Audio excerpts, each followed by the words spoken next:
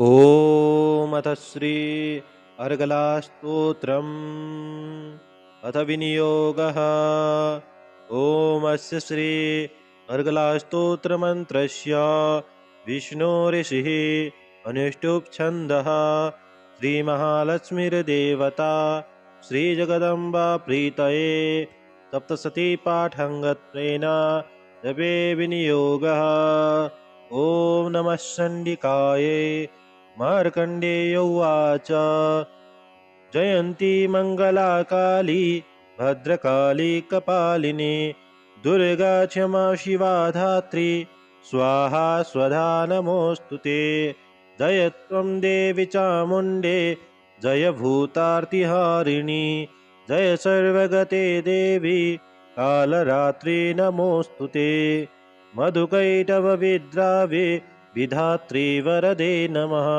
रूपं देहि जयं देहि यशो देहि दिशो जहि महिषासुरनिर्नाशि भक्तानां सुखदे नमः। रूपं देहि जयं देहि यशो देहि दिशो जहि रक्तबीजावधे देवी चण्डमुण्डा विनाशिनी। रूपं देहि जयं देहि यशो देहि दिशो जहि शुम्भश्चैव निशुम्भस्य धूम्राक्षसमर्दिनी। रूपं देहि जयं देहि यशो देहि दिशो जहि वन्दिताङ्ग्रयुगे देवी सर्वसौभाग्यदायिनी। रूपं देहि जयं देहि यशो देहि दिशो जहि अचिन्त्यरूपचरिते सर्वशत्रुविनाशिनी। रूपं देहि जयं देहि यशो देहि दिशो जहि नतिव्यः सर्वदा भक्त्या चण्डिके दुरितापहे।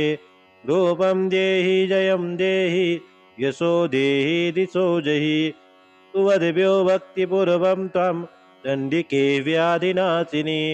रूपं देहि जयं देहि यशो देहि दिशो जहि चण्डिके सततं मेत्वा मर्चयन्तीह भक्तिता। रूपं देहि जयं देहि यशो देहि दिशो जहि देहि सौभाग्यमारोग्यं देहि मे परमं सुखं। रूपं देहि जयं देहि यशो देहि दिशो जहि विदेहि द्विशतं नाशं विदेहि बलमुच्यके। रूपं देहि जयं देहि यशो देहि दिशो जहि विदेहि देवी कल्याणं विदेहि परमां श्रियं। रूपं देहि जयं देहि यशो देहि दिशो जहि सुरासुरशिरोरत्न निगृष्टचरणेऽम्बिके। रूपं देहि जयं देहि यशो देहि दिशो जहि विद्यावन्तं यशस्वन्तं लक्ष्मीवन्तं जनं कुरु। रूपं देहि जनं देहि यशो देहि दिशो जहि प्रचण्ड दैत्यदर्पग्ने चण्डिके प्रणताय मे। रूपं देहि जयं देहि यशो देहि दिशो जहि चतुर्भुजे चतुर्वक्त्र संस्तुते परमेश्वरी।